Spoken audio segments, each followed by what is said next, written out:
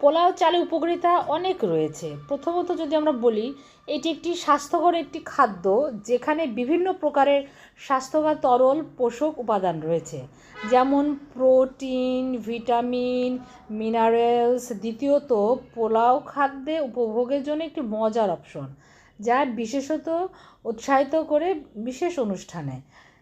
এটি বিভিন্ন পদ্ধতিতে পরিবেশন করা যায়, মোটামুটি সবার পছন্দের অনুভূতি দিতেও সহায়তা করে থাকে।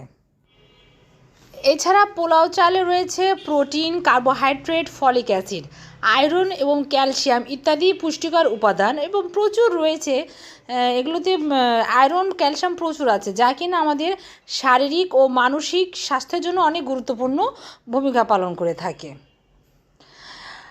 তারপরে রয়েছে পোলাও চালে সাধারণত কম পারিভার এবং ফ্যাট থাকে, যা হৃদরোগ, ডায়াবেটিস ও ওজন নিয়ন্ত্রণে অনেক সহায়তা করে থাকে।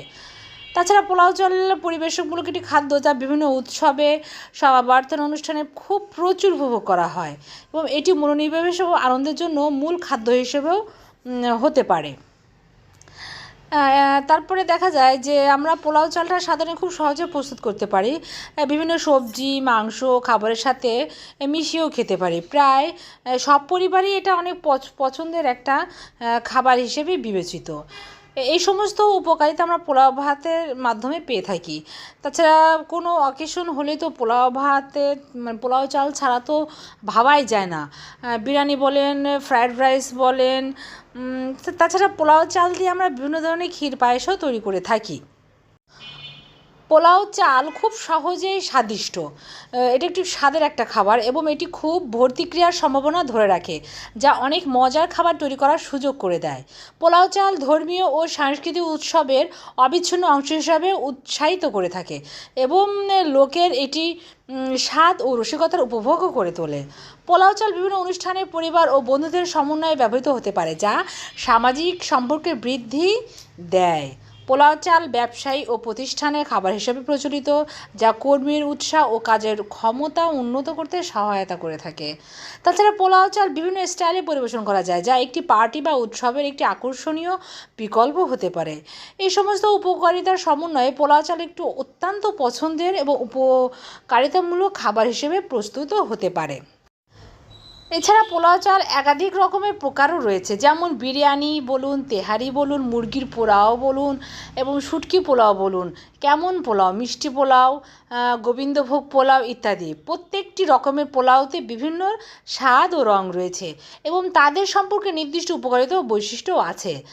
উদাহরণস্বরূপ, যেমন বিরিয়ানি একটি পোলাও ও প্রকার যেখানে মাংস, মাছ বা সবজি সহ চাল মেশানো হয় এবং বিশেষ মশলা ও খাবারের রং দেওয়া হয়।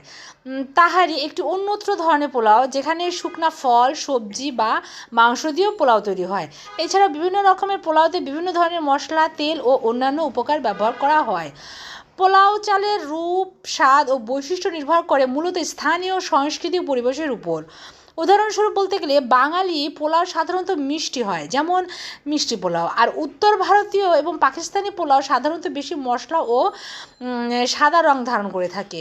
এই সমস্ত পোলাও ও প্রকার এবং তাদের বিশেষ স্বাদ পোষণের অতিমুখী এবং জীবনী সবুজে একটি বিশেষ অঙ্গ হিসেবে প্রতিষ্ঠিত হয়ে থাকে।